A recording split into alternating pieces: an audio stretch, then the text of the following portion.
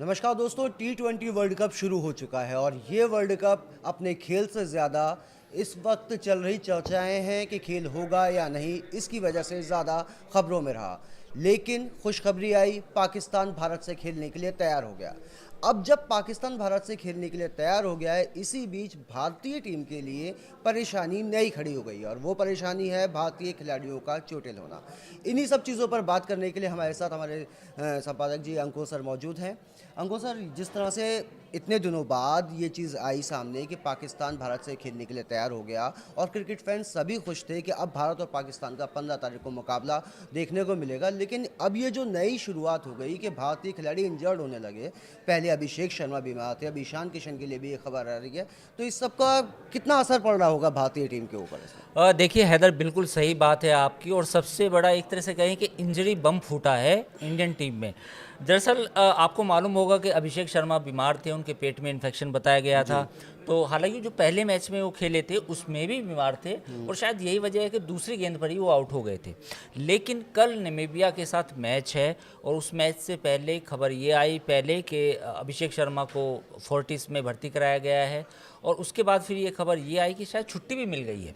लेकिन इससे भी बड़ी चौंकाने वाली खबर ये है कि ईशान किशन यानी कि जो विकेट कीपर बैट्समैन है टीम इंडिया के, उनको भी लेकर खबर आई है कि उनके अंगूठे में चोट लगी है और वो चोट लगी है बुमराह के यॉर्कर की वजह से। अच्छा, अभी तक ये हो रहा था कि अगर अभिषेक शर्मा नहीं खेलते हैं तो अभिषेक शर्मा की जगह ईशान किशन संजू सैमसन के साथ ओपनिंग करेंगे। हाँ, लेकिन क्योंकि अब ईशान किशन की भी चोटिल की खबर आ रही है, तो ये तो भारतीय टीम के लिए ओपनिंग की समस्या खड़ी हो जाएगी। बिल्कुल यही तो है। पूरा मतलब पूरा जो ओपनिंग है वहाँ समस्या आएगी। अब इसमें दो विकल्प आते हैं, संजू सैमसन आए या फिर वाशिंगटन सुंदर आए। तो ये एक कॉम्बिनेशन बन सकता है, लेकिन अब देखना होगा कि वो चोट कितनी है। हालांकि उस पर फैसला अभी फिजियो रात को बात करेंगे, देखेंगे। और मुझे लगता है कि इस पर कल सुबह तक कोई ऐसा वैसा क्या लगता है कि ये भारत के लिए थोड़ी राहत की खबर है कि नामीबिया से मैच से पहले ही खिलाड़ी चोटिल हो गए, पाकिस्तान वाला मैच अभी 3 दिन बाद होना है। हाँ बिल्कुल हैदर, ये तो मतलब ये सबसे बड़ी खबर यही है। और लोग तो ये दुआ कर रहे हैं कि अभिषेक शर्मा कम से कम पाकिस्तान के मैच में जरूर खेलें, जो 15 तारीख को है, संडे के दिन है और सुपर मुकाबला है। तो उससे पहले लोगों की प्रार्थनाएं चल रही हैं कि भाई अभिषेक शर्मा स्वस्थ हो जाएं। क्योंकि देखिए अभिषेक शर्मा की फिटनेस को लेके देखिए अब वो हॉस्पिटल से बाहर आ चुके हैं, यानी कि उनको छुट्टी मिल गई है। लेकिन आज और 14 तक देखना होगा, उनका एक फिटनेस टेस्ट भी होगा। अगर वो उसे पास करते हैं और बिल्कुल स्वस्थ दिखाई भी देते हैं और वो खुद भी कहेंगे कि मैं बिल्कुल अब स्वस्थ हूँ तो मैं खेलना चाहता हूँ, तो वो एक बड़ी खबर होगी, बड़ी अच्छी खबर होगी कि वो 15 तारीख को मैच से पहले ये अनाउंसमेंट हो कि अभिषेक शर्मा इस मैच में खेलेंगे। सर, भारत और पाकिस्तान की राइवलरी हमेशा से बड़ी राइवलरी रही है। हाँ। हमेशा से फैंस को उसका मैच का इंतजार रहता है। और पिछली बार जब पाकिस्तान से मुकाबला हुआ था, तब जब शाहीन अफरीदी की गेंद पर अभिषेक शर्मा ने 6 मारा था और उसके बाद जो उन्होंने अपनी जबान से अल्फाज कहे थे, उसके बाद अभिषेक शर्मा को पाकिस्तान के खिलाफ खेलते हुए भारतीय फैंस देखना चाहेंगे। सर अब बिल्कुल देखिए, अभिषेक शर्मा का जो पाकिस्तान के खिलाफ स्ट्राइक रेट है वो कमाल का है, शानदार है। पिछले मैच में आपने देखा होगा जब शाहीन आफरीदी ने बाउंसर ये कहा गया कि भाई पाकिस्तान की तरफ से ये कहा गया कि इनको बॉडी पर अटैक करो, यानी कि उनको बॉडी पर अटैक करो, तो उसी बॉडी पर अटैक में ही उन्होंने पहली उनकी जो शाहीन आफरीदी की गेंद थी उस पर 6 मारा था।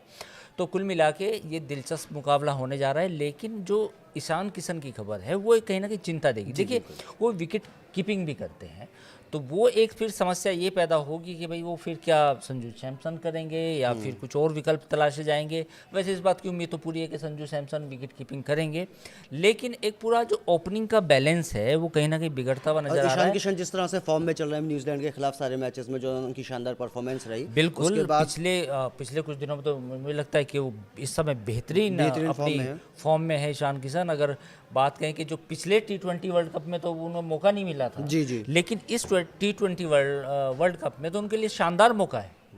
अच्छा, एक चीज़ पूछना चाहूँगा ये खिलाड़ी इंजरीज के अलावा, कि जिस तरह से अभी भारत का मैच हुआ यूएसए के खिलाफ, भारत जिस तरह से उसका जीता, पाकिस्तान का पहला नीदरलैंड से जिस तरह मैच हुआ था, लग रहा था कि पाकिस्तान बिल्कुल कहीं मैच हार ना जाए।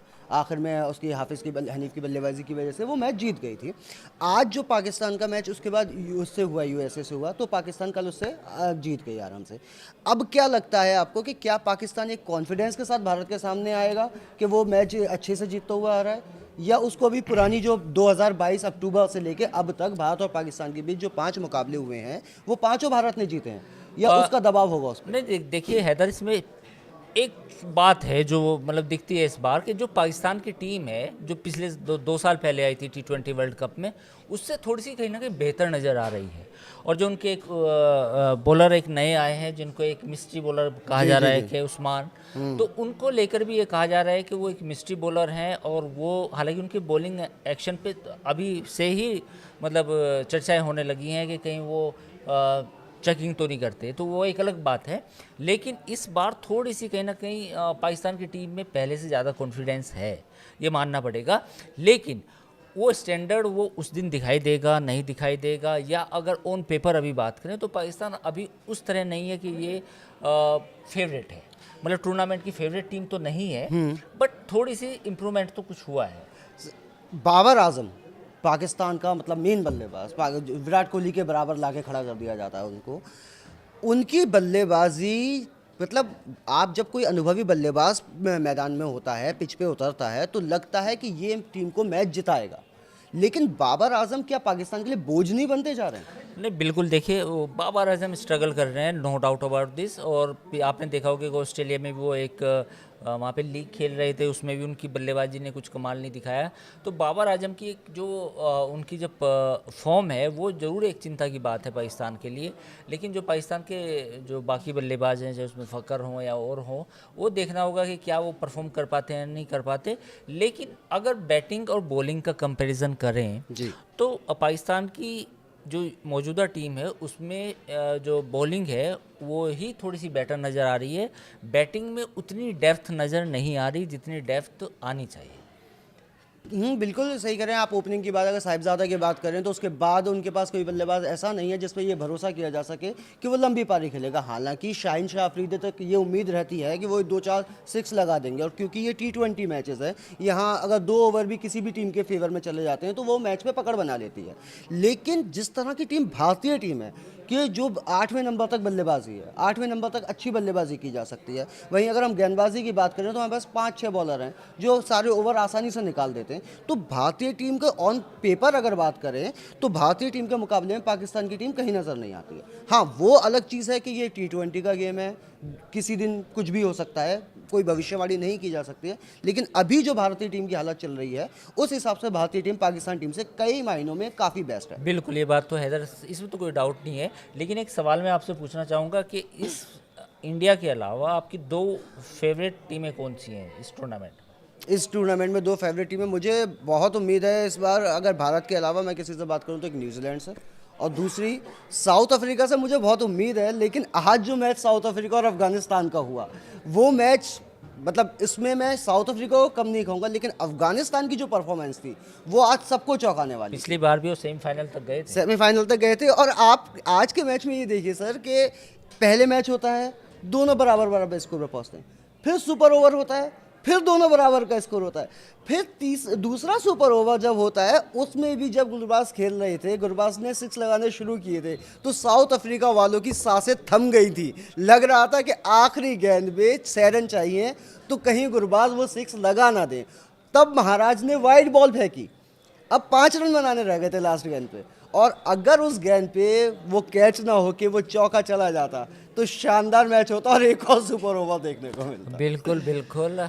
तो जैसा कि हैदर ने बताया कि पिछली बार भी देखिए अफ़गानिस्तान की वो टीम है जिसने अपने आप को जब भी इंटरनेशनल लेवल पे मौका मिला है उसमें खुद को इम्प्रूव किया है, क्योंकि पिछले T20 में वो सेमीफाइनल तक गए थे। इस बार भी वो कहीं ना कहीं अंडरडॉग हैं, इस बात को मतलब अंडरडॉग हैं, और उनको इस बात को मान रहे हैं कि लोग कि अफ़गानिस्तान कभी भी सरप्राइज़ दे सकती है।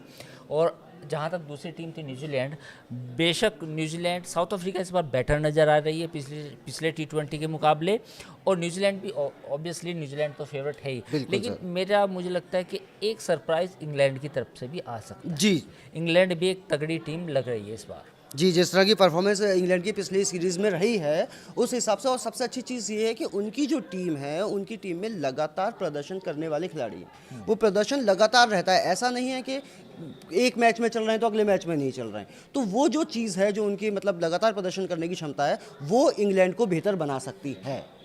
ठीक है, बहुत बहुत शुक्रिया आपका हैदर, आप आए। और न्यूज़ 18 के डिजिटल प्लेटफॉर्म पर हम हर रोज़ ऐसे वीडियो लेके आएंगे जिसमें हैदर रोज़ मैच देखेंगे पहले और फिर आपको जानकारी देंगे, यानी कि एक एनालिसिस करेंगे। और मैं भी रहूँगा ऑब्वियसली। तो अगले एक हफ्ते तक आप बने रहिए हमारे साथ, और हम कई तरह के वीडियो जिसमें हम विश्लेषण भी करेंगे और कुछ अंदर की बातें भी बताएंगे आपको। तो देखते रहिए न्यूज़ 18 डिजिटल प्लेटफॉर्म।